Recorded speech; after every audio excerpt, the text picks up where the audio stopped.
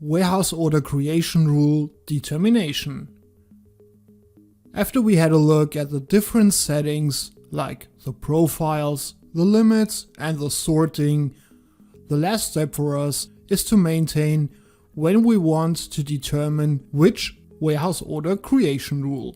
So let us have a look at how that works. In the customizing, we can set up for which activity area and activity which warehouse order creation rule should be determined.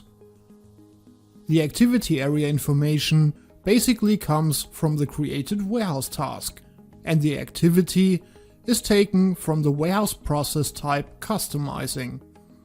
In this example, the warehouse process type 2010 is used for creating some stock removal warehouse task.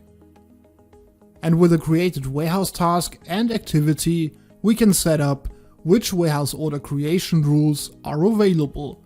Like we had it with a storage type search sequence, for example. This determination is also set up as a sequence. So EWM is going to use the first rule marked with the sequence number 1 before eventually switching to the next sequence in case the warehouse order creation rule wasn't sufficient for all warehouse tasks and their respective warehouse order creation.